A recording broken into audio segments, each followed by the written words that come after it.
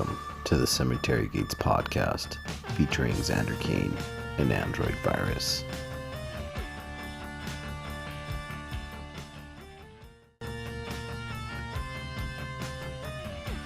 All right. Hey, welcome to the Cemetery Gates podcast. I am Android Virus, joined by my co-host, my illustrious co-host, Mr. Xander Kane. That's me. Hey. This guy over here. Hey, what's up, man? Hey, good to talk to you. Good to see you. I know. So we did attempt this the other night, and somehow, some way, we lost an hour of a recording of an awesome podcast we did. But we're doing like an unofficial sequel. I know. Let's see if we can have that same energy and capture that same magic the second time around. We will. I think it'll be better. So we haven't recorded. I think last time we talked about this, I told you we hadn't recorded since like last May. So it's almost been a year, man. Yeah. We attempted to come back in October and it didn't happen. Well, we both kind of had I guess, yeah, I think we talked about it, but I think we both still did 31 Days of Horror, but we didn't record it. So we had a crazy year. You had one and I had one too. So we'll just chalk it up as the forgotten year of Cemetery Gates podcast. Oh, yeah, for sure. So this is what we do. I watch a movie, you watch a movie.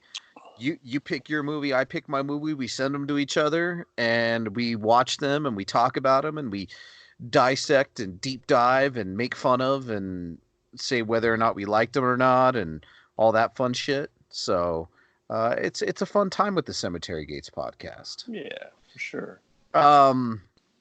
Also, we always kind of do what you're watching, and I know you had mentioned last time you had watched something that you'd really liked. Yes, and I will gladly bring it up again if you want me to go ahead and go first. I will do so. Yeah, give us a quick synopsis. So the film that I watched most recently was called Mermaid Down. Yes. I believe it's on Amazon Prime. It starts off great. It's these two drunk guys sitting in like this seaside pub, right? Just pouring each other fucking shots of whiskey.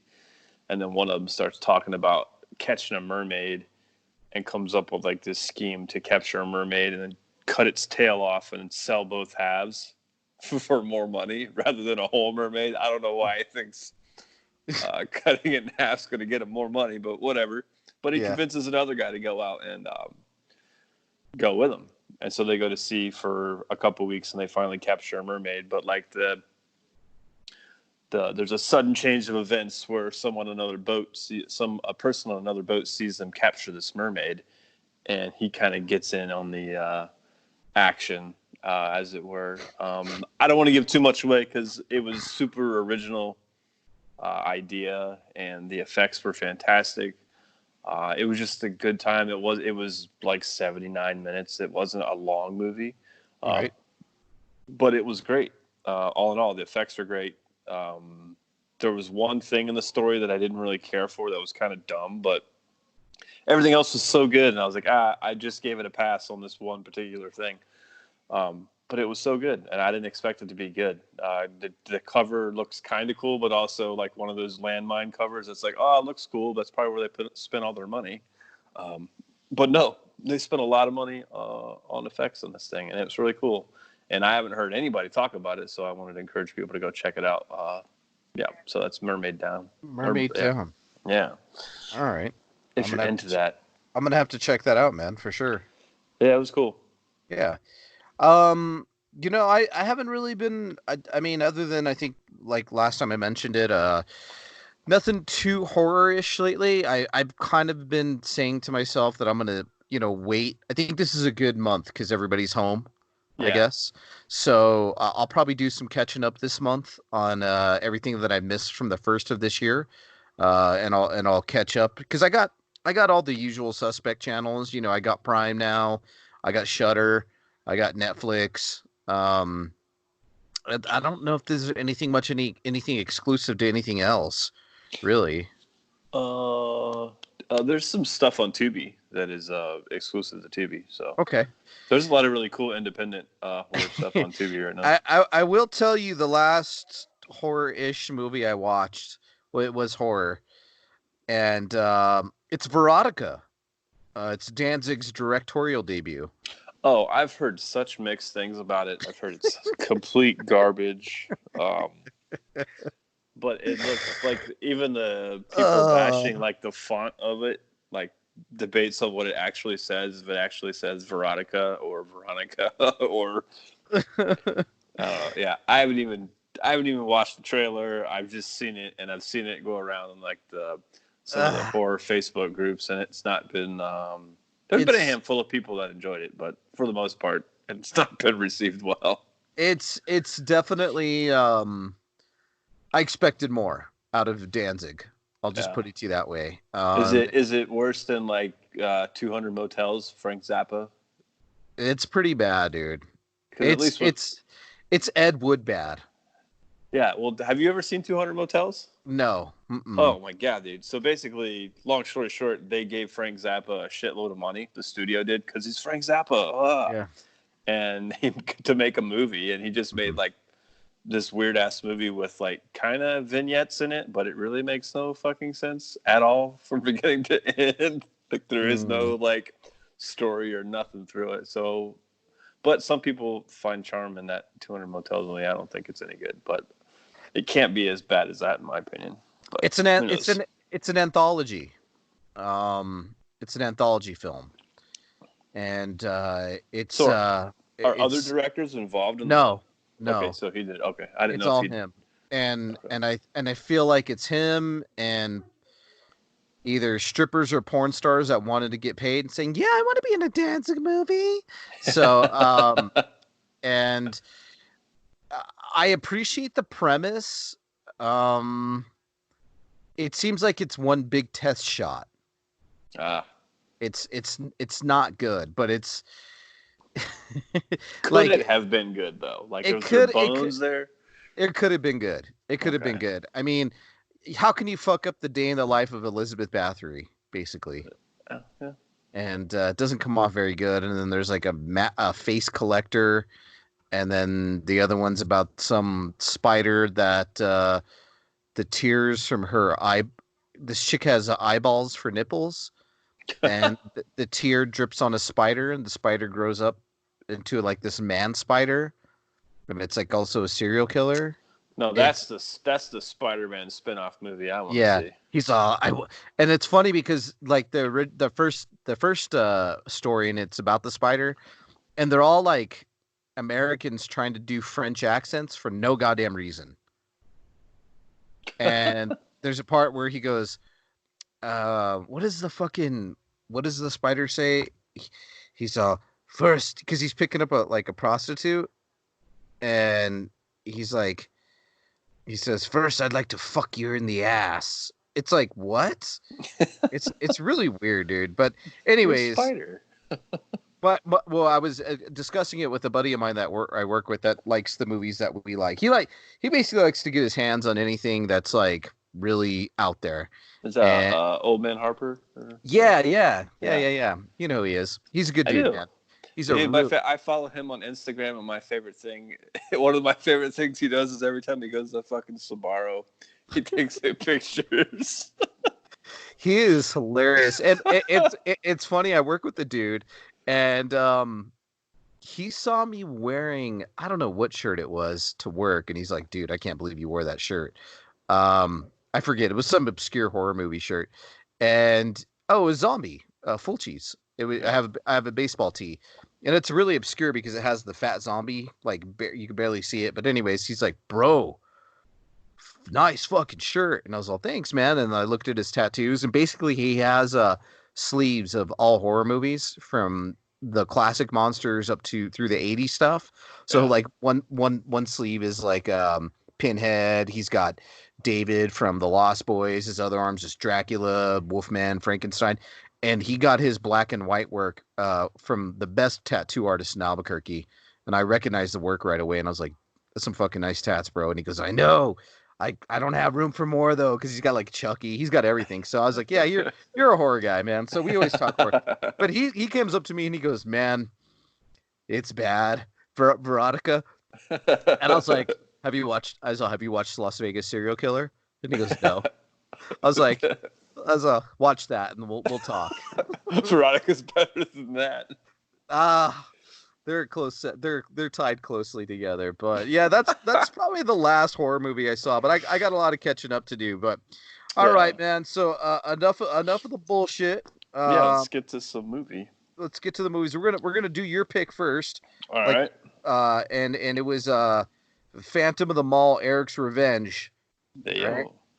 So, all right, man. So what I'm gonna do is I'm gonna play the trailer here, and we'll be right back after the trailer. Cool? Sounds good.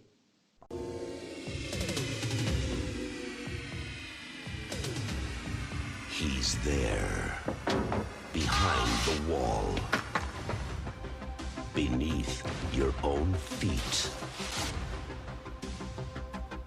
You all tried to destroy him.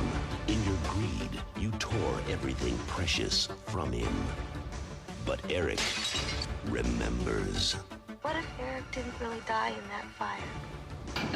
And now, Eric will not rest until you're destroyed too. Eric Matthews is still alive.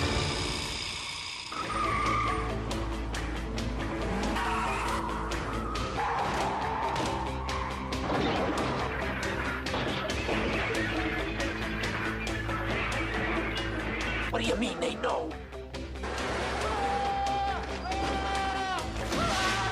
Eric has you caught in the perfect trap, and he's going to leave you breathless. You will never escape him. You had better be nice to Eric, or he won't be nice to you.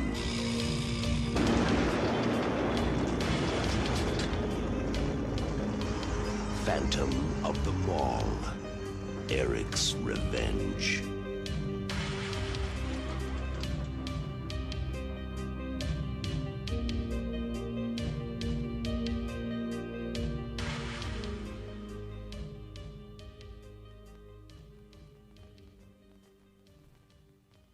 All right, cool. So, man, yeah, Phantom of the Mall, Eric's Revenge. This is your pick, right? Yeah. So since we accidentally deleted or didn't record the last episode, I deleted my notes off my phone before you told me. So give me a second to get my bearings here. No, that's okay. I'll go off with it was released in 1989, directed by Richard Friedman, who has done a lot of horror movies. Still does horror movies. He did Doom Asylum. He did Dark Wolf from 2003. He did Scared Stiff. So he's done quite a few films. Yeah. All right. Cool. Did you find your stuff? No, but I can handle my way through it. Cool. Death Mask. That always scared me. That cover from 1992. Death Mask. I haven't seen that. Yeah, I have to check that out. But anyways, so Phantom of the Mall, Eric's Revenge, like you said, you got the date and all that stuff in it. So what it is Morgan Fairchild. There's a ton of people in this movie. You got Morgan Fairchild, Ken Foree, Pauly Shore, Rob Estes. Who was the other guy we were talking about last time? We got not only that, we got the Dos Equis man. Yeah. That guy. Yeah, there's just a ton of like recognizable people and genre people in this movie. Like Puku. There is. There's one guy who's always kind of been a weird, like not a favorite actor, but definitely he's been in a lot of stuff. What was the guy named Gregory Scott Cummins? He was like he was in the main guy in Hack-O-Lantern. He was the bad guy in Stone Cold. He's been in a slew of movies. Just as a bad guy, he's always playing bad guys. Oh yeah, Inferno, the Van Damme movie. We talked about that. Yeah, he was in that. So he's in a shit ton of movies too. And then one more guy that we should mention that was in it is Tom Friedley.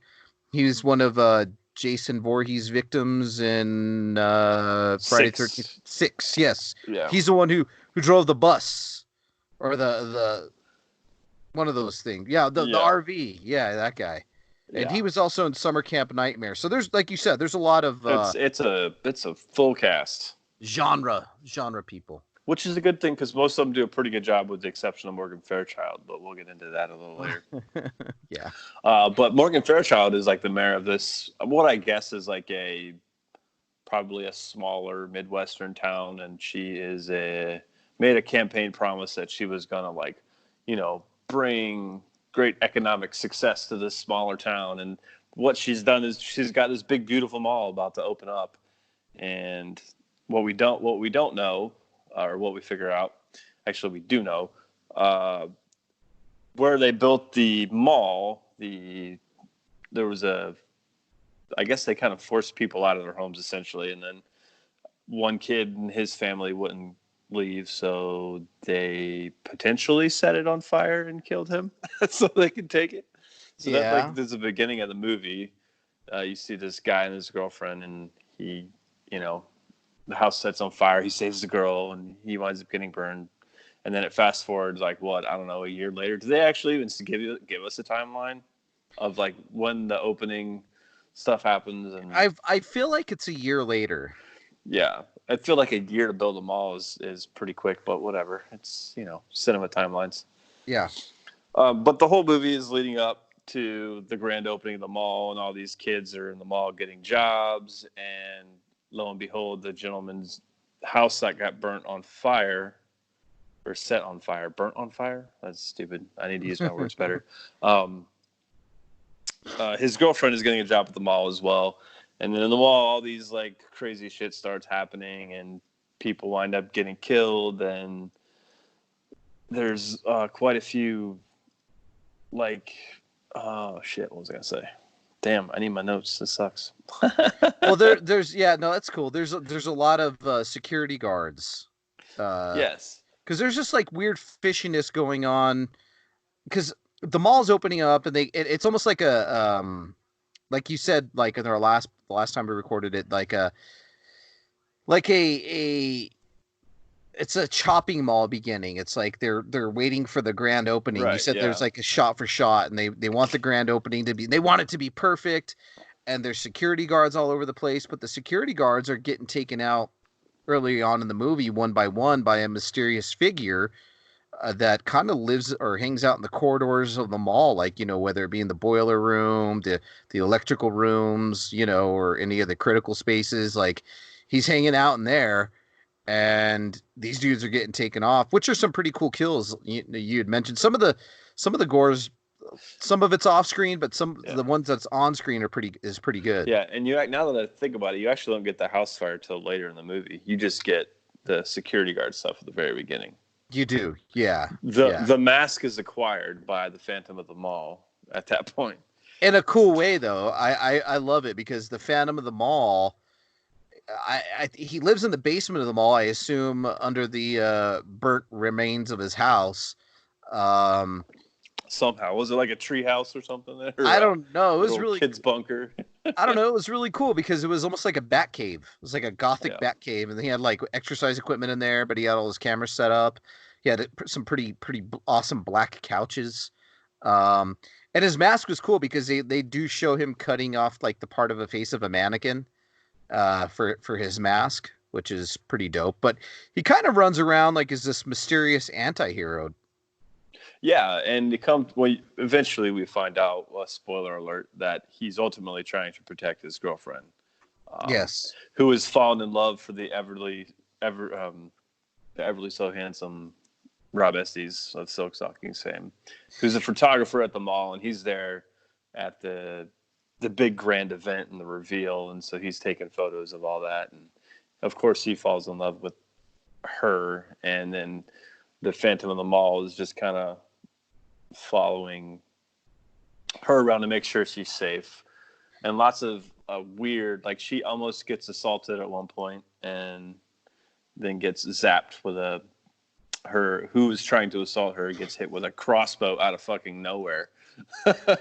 Yeah, it doesn't really allude to like, because this chick, she's obviously the survivor of, the house being burnt down. And then Rob Estes is kind of her boyfriend, who's kind of like a Peter Parker type of photographer, trying to, he knows there's something fishy going on.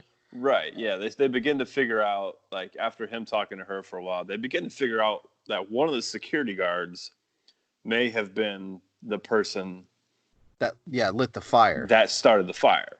So right. That's how it all like kind of ties together. That's like the revelation that Rob Estes' character brings to the table, and that's how we get to crazy death scenes and car chases and karate. Well, and so let's take it a step back. Whereas Pauly Shore, his character, is serves soft yogurt at the mall, and he likes to pull pranks on people by putting fake ears or fake eyeballs into the ice cream to flirt with the girls because he thinks it's going to get them laid. Yeah, but it's like the least Weasel-esque role of his career. Yeah, I think we mentioned that there was one slight Weasel eking out moment where they're dancing and he like kind of does the woo with his fingers in this chick's face a little bit, but that's only little Weasel. Yeah, he played it pretty straight in this one. And then she's got a good friend who kind of teams up with Pauly Shore. So they all kind of together figure out what's going on. Like there's something fishy, right? Like shady security guards. The piano player at the mall for some reason tries to attack Eric's girlfriend. Yeah. Catches a crossbow in the shoulder and then gets his dick bit off by a cobra coming out of the toilet, which is, I didn't see that coming at all. It's just a random steak coming out of the toilet. Yeah. And then you got the mall manager's son who's just there for just another spoke in the wheel. He's another victim, but he's the guy who got killed in Friday the 13th, and he plays pretty much same kind of role, just douchebag, mullet. They kind of set him up almost as a red herring early on because you hear him talk about this kid because it's the I guess the mall, or is it the mayor? It's not the mayor's kid. It's the owner of the malls, right? Yeah, the president of the mall, whoever. Yeah, so it looks like they're trying to set him up to be the guy, but yeah, well, he flirts a little too hard. He comes on a little too strong with some chicks, and Eric takes exception to that and throws a rope around his neck, and the other side of the rope, he has it sucked up through an escalator. And just drags him up. It's like, it's like a good 30 seconds of this guy just being slowly drug up the escalator, kicking and flailing back around. Like he couldn't get out, you know what I mean? Anyways, yeah, he's the type of guy that would have carried a switchblade on him.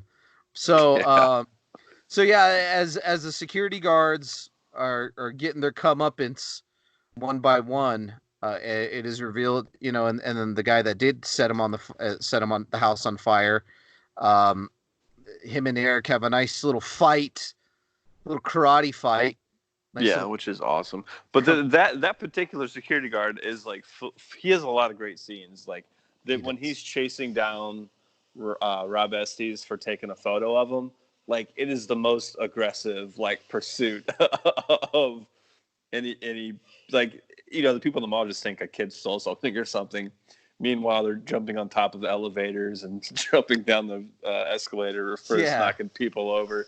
And then later it escalates into a car chase scene in the parking lot where they're running over pedestrians. Like it gets really intense. Yeah, there's no reason for that chase, but it was zero. It was pretty fucking funny. So then you got Eric. Finally, she realizes Eric's alive. He takes her to his lair, and he's like, he comes on a little too strong, but obviously he's a little crazy because he's a fan of them all. He's burnt. He's killing people. And he gives her a dress. Here, you're gonna wear this dress. We're gonna be together. And she goes, "No, I don't want to. Like I'm in love with somebody else." He's like, "You like him, isn't it? You love him." And then Eric turns. He's he's evil now. Now he's the bad guy in the movie. Yeah, with his And silly putty face. yes, his silly putty face, and not only that, Eric he he he has a bomb that's gonna go off in the mall. So he's like, "Fuck it, we're gonna all be together forever." Yeah, it's like, where the hell does he get a bomb? But, suspension of disbelief, I guess. I guess I wonder if, like, his little cave was like his, like, dad's, like, man cave back in the day, and it had all this crazy shit in it. His dad was probably like a CIA operative or something. That's how he has access to all these cameras and bombs. So they finally the mall's gonna have its grand opening. And Morgan Fairchild and the chick and Rob Estes, they're all like in the little meeting room, and she's like, "God damn it, I'm the one who put the house." She's the bad guy the whole time. Son of a... And the bad actress the whole time. And fuck you, I'm gonna make a lot of money. That's what she told the chick. You know how much money I'm gonna make? So there you have that part. So what happens with Eric though, with the Morgan Fairchild character though, which is really cool. Oh, he gets thrown over or out of the window and gets impaled. Yeah, but by what is it? It's not a statue. It's like a crystal pyramid type. Weird sculpture that you would see on the possible perfume desk. Yeah, that you see that. So there's that, and she bites it, which is really cool because he picks her up over his head WWE status and throws her out the window of the manager's office, like 5 stories up from the mall. No, I wouldn't say 5, like 3 stories, but yeah. So, and then come her partner, the Dos Equis guy, he gets set on fire by Eric, which is really cool. Oh yeah, for sure. I thought it was a good call to bring some fire back into the revenge. Yeah. Like, it doesn't. I mean, it makes sense because his revenge, and I mean, he was set on fire, so to set somebody else on fire, probably, some sort of vindication there. So, basically, at that point, what else does he do? He sets the bomb off. The mall blows up. Oh, and Pauly Shore steals the motorcycle, has the chick sit in the sidecar, and you have the very that picturesque ending. Like, we got to get out of the mall. It's gonna blow up, and they're all on the fucking bike, and they go out of the mall, and boom, it blows up with Eric in the bottom of it. That shit was. Yeah, you need to cue the Air Supply song. That, or whatever the hell it was. That's what it sounded like, was the Air Supply song. Well, it's a very 89. What year was it? What year did you say? It's 89. It's late 80s. It's a very 89 film. Yeah. I mean, you feel that 89 all the way. Yeah, it's like one of the things I said about this movie as a whole. Like, the director of this film was like, you know what I love? I love mall culture. I love Phantom of the Opera. And I love tragic love stories. Let's put them all in one movie. Yeah. Yeah. It's very Wraith-ish. If you ever saw the Wraith. Charlie Sheen? Yeah. I've actually never seen that. We'll have to watch that. I enjoy the shit out of the Wraith. It's a really fun movie. There's not a really there's no backstory, there's no sequels to this, there's no intended sequels to this. I mean, you see his dead body, he's dead. But it's a pretty damn good movie. Yeah, it definitely keeps you entertained. And honestly, a lot of the times with Pauly Shore's character, like, he just pops in like every 15 minutes or so and does something. I didn't necessarily hate the pacing of this. No, it wasn't. It wasn't. I think they just don't fill it with. There's not a ton of like unnecessary, like, stupid dialogue in it. Like, it doesn't ever feel like it's trying to just fill time. So, No, I guess that helps. I didn't. I thought the pacing was great. I didn't feel like there was any kind of lulls in it. You know what I mean? It kept me intrigued. It kept me. I thought it was great. It's fucking hilarious. Yeah, my only knock is I wish the makeup on Eric was a little better, mainly around his eye. Yeah, Like the rest of it's fine, but the eye looks, I don't know. we get some pretty Weird. good. We get some pretty good death scenes in this, though. Absolutely, for sure. The forklift scene's good. The Cobra scene's fucking hilarious, but Yeah, the Cobra scene's funny. The what other scene's a good one? Morgan Fairchild getting fucking impaled. That was great. Yeah, not bad, man. I gave it a 4 out of 5. What about you? I believe I gave it a 3.5 out of 5. So Okay. yeah, but yeah, it's super enjoyable. Totally worth checking out. I had the pleasure of seeing part of this movie on the big screen. There used to be a local theater that would do these like little collections, like a themed night of horror movies, and they would edit together like certain clips from them. And the one I went to was like a mall themed one, and that's where I saw this. I saw a couple clips from this in there, and I was like, oh, I need to check it out. Then I finally did. It is available for DVD. It's just not everywhere. It's no longer in print, so you can still find it though. It's out there. Yeah, It's not one of those that's going for crazy money either. And it's definitely deserving of a Blu-ray for sure. Yeah, I would totally buy a polished up version of this because I think there's a lot of scenes in this, like especially when they're down like kind of underneath the mall in Eric's space where the lighting is just so bad you can't really. Yeah, you can't make out his stuff. Yeah, you can't really see anything in the. I mean, you can kind of see it's there, but you can't see what any of it is, and like a lot of times you can't see him. I get the impression that Eric's like taking shit from shops in the mall to furnish his place, and I also get the impression that he's like probably sneaking like Dippin' Dots or pretzels in a fucking stick or whatever, you know, that like to live. They don't really allude to that, but you kind of get the feeling he's just living at the mall, kind of like that Tom Hanks movie.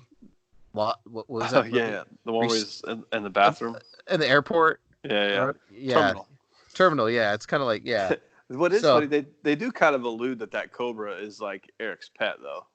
Yeah. The Cobra pops back up when Rob Estes falls through the grate and comes down for the epic WWE fist fight. And then the Cobra like rears up at Rob Estes. He's like, what the fuck? The Cobra's back.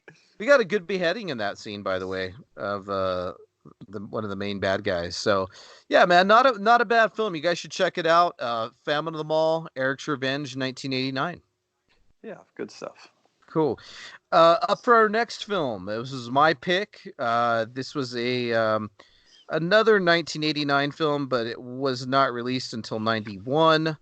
It was an 89. No, it was an 89 film. Sorry.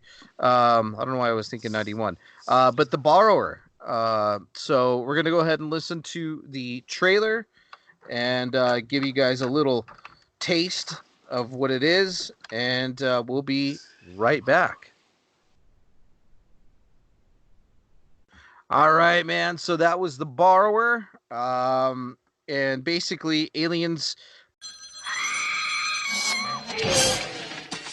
Thanks to Warlock and Hellraiser, the horror genre is hot again.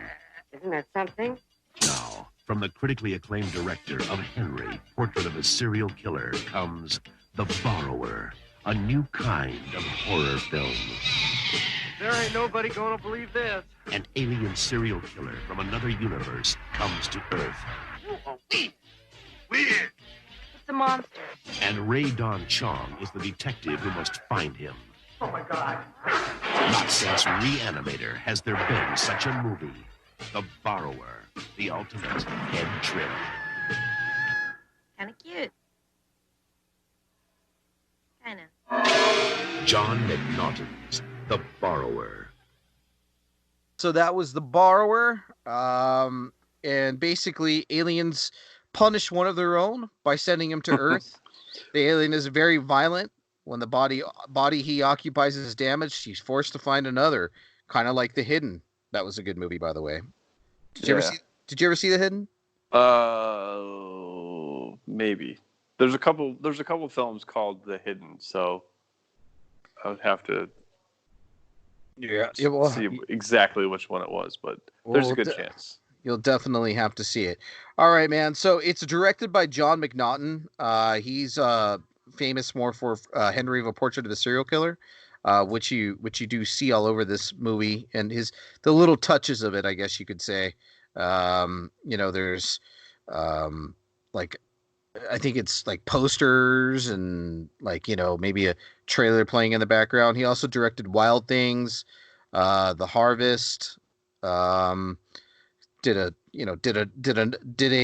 stint with Masters of Horror. So he's all over the place. But anyways, it's starring Rae Dawn Chong, the beautiful, as you said, right? Oh yeah, I think she 100% is. Awesome. Tom Towles, Tony, what's his name? Antonio.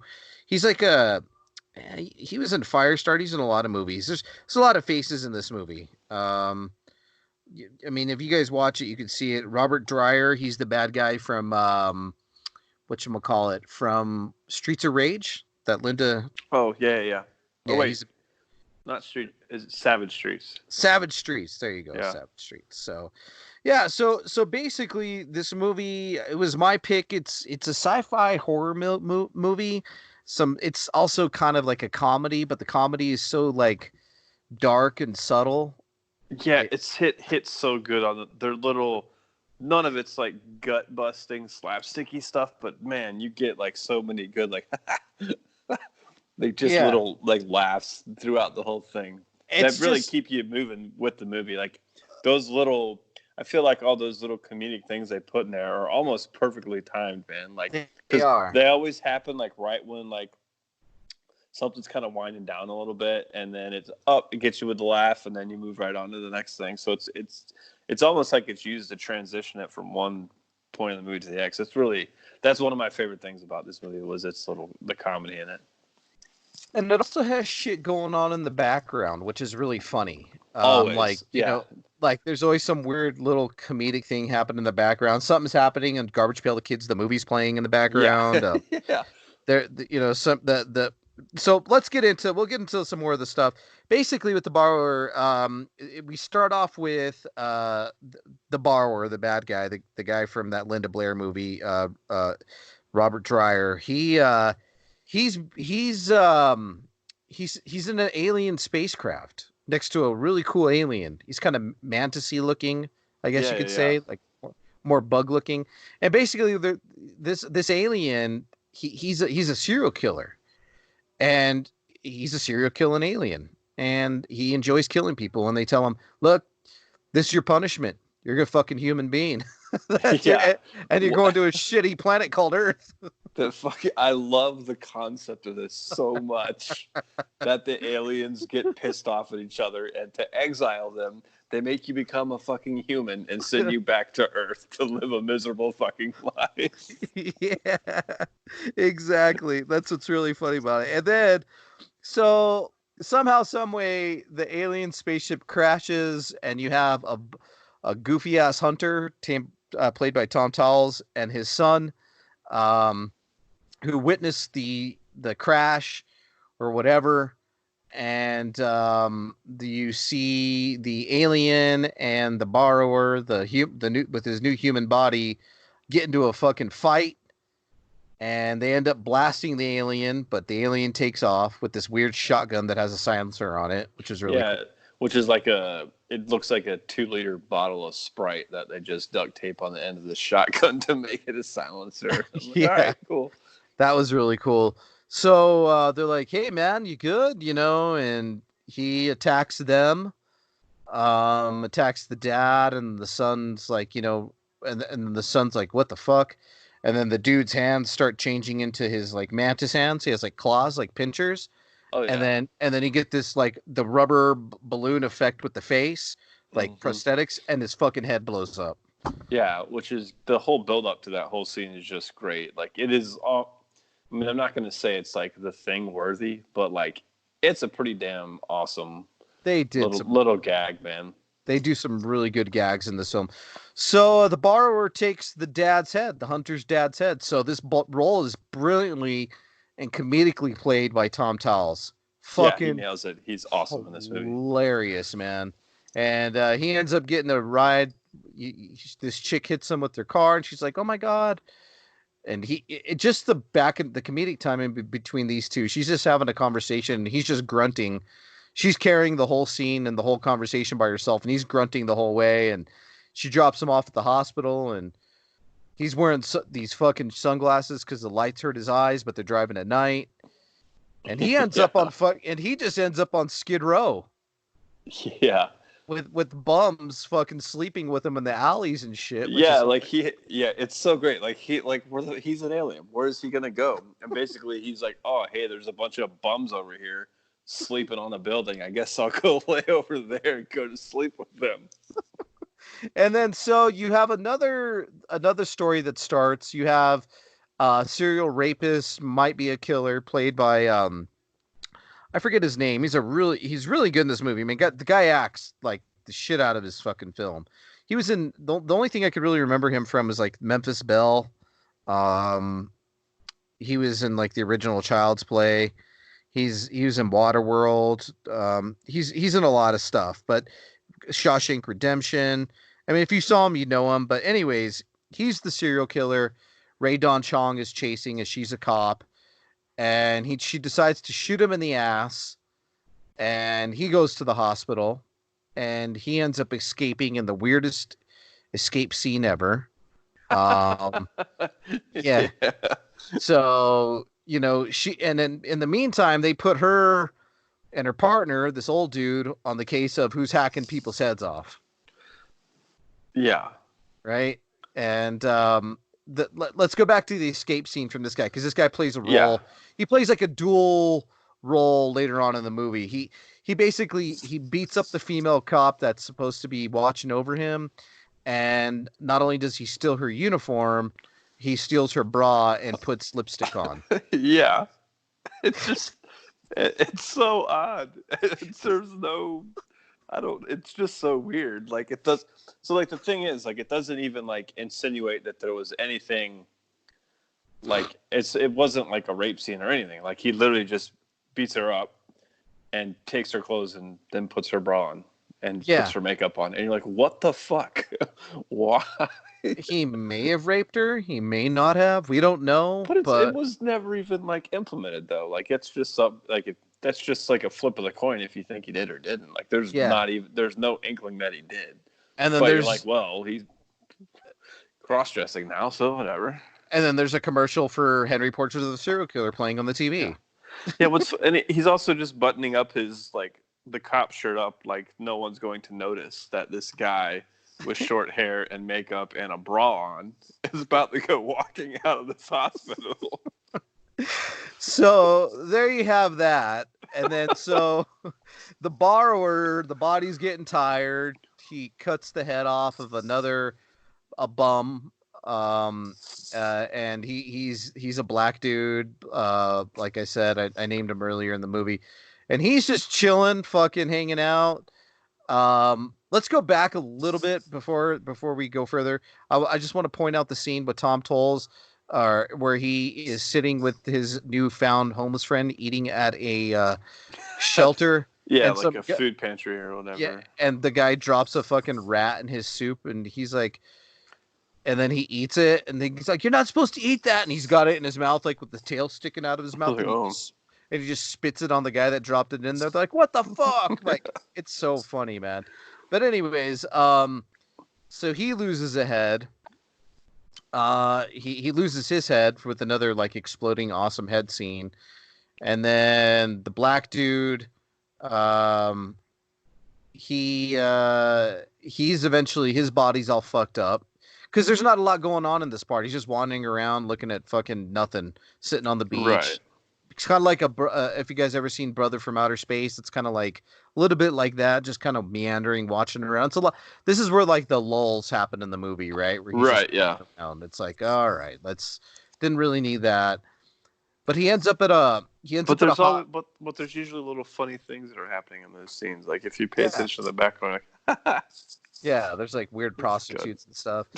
yeah. So keep in mind this whole time, like Ray Don Chong's investigating these headless happenings happen, and the CSI person, this chick, is like, hey, there's another blood trace here, but we can't tell what it is. So they're like starting to figure out that they're dealing with something alien. So the black dude who is now the borrower, who has black hands, forget that he has white hands. He should have white hands because he's swapping bodies. He just swapped heads, yeah. Yeah. He walks in on a doctor fucking his secretary or the nurse for some odd reason. Just come back when I'm done, all right? It's like, yeah, the doctor doesn't even skip a beat. He just like yells at her to leave and zips his pants back up, and he's like, "What do you need?" Meanwhile, this guy's like coming in, like pus extruding from his neck, and like he's like, "What do you need? I need your head." So he gets that doctor's head, and then I assume since they have the head, they kind of know a little bit of their life because the doctor's driving, right? And he's headed home to where at the house his daughter has a bunch of her friends over, and they're like in a garage rock band, and it's a weird scene. That's kind of comedic too because they're talking shit to each other, and as something happens to where the singer of the band ends up outside, and he fucking oh no, they're all outside, and everybody's out there. Yeah, and then the fence crashes down, and now the doctor has a dog's head. Yeah.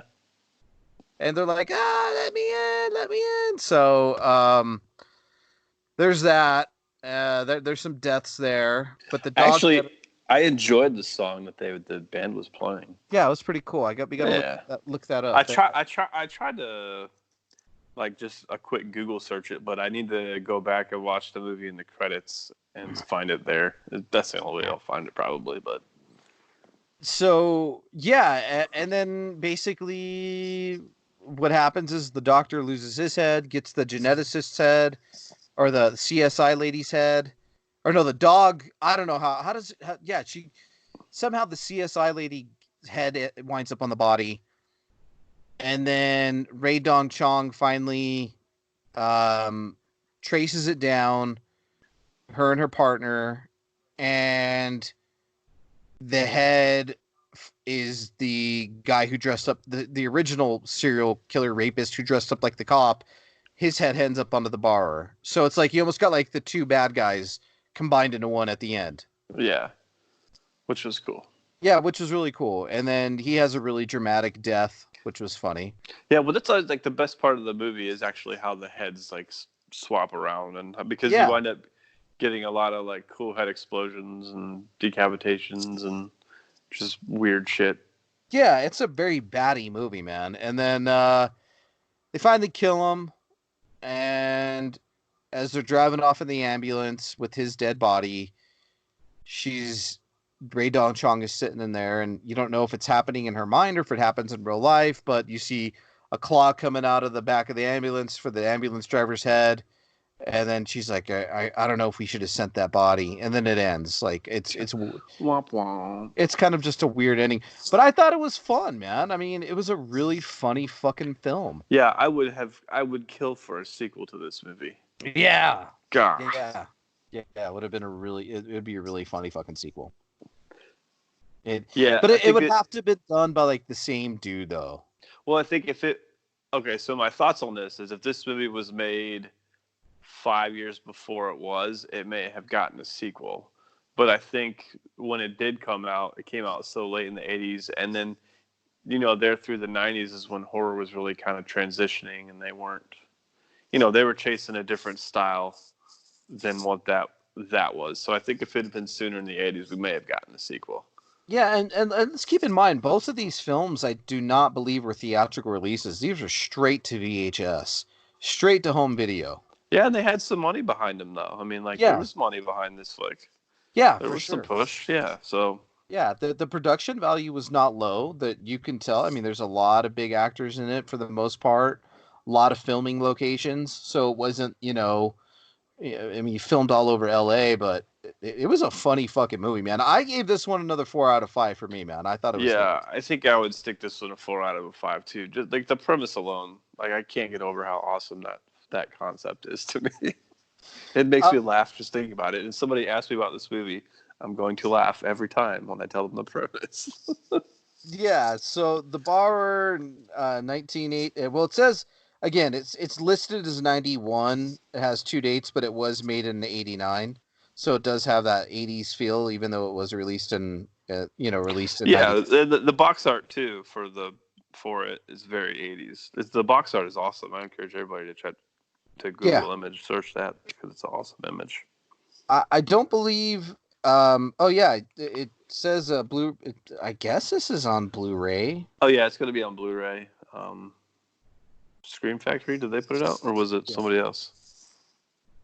yeah. I don't know who put it out. But yeah, it's on Blu-ray. So it's a pretty. It's if you can find it, man, it's definitely worth owning. So owning Yeah. for sure. So, but yeah, man. I don't know, man. We'll probably record here in another couple of weeks or so. Yeah. All right. Yeah, we'll give it a couple of weeks and we'll pick some movies. I'll send you something. You send me something. We'll figure it the fuck out. Yeah, we're back. We're back for good. We hope. We hope. Yeah, if we survive this Yeah. pandemic. If we could go out in public again, that'd be great. Yeah, I mean, hey, dude, I'm telling you, the state that I live in, I mean, there's like 11 deaths as of yesterday. Yeah, we're at close to 300 now. Wow. Well, see, there you guys are densely populated. We're not.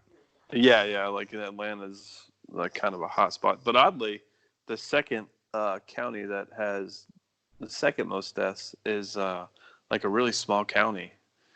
But they have a pretty elderly population. So Yeah. like Well, so everybody that died here, pre-existing conditions, and everybody's elderly. So yeah, I think the median age right now is 73. And all the ones that are like way lower than that have underlying medical conditions. So, but Crazy still, that shit's spreading like crazy. Yep. Be safe. Social distancing, man. All right. So we'll see you guys in a couple weeks. We appreciate you listening to us, Cemetery Gates Podcast, and we'll see you again. And in our closing, we'll show you where you could find us, all of our social media shit. All right. Yeah. All right. All right. Good Thanks night, for tuning in, guys. Good All right. night. Good night. You've been listening to the Cemetery Gates Podcast, featuring Android Virus and Xander Kane.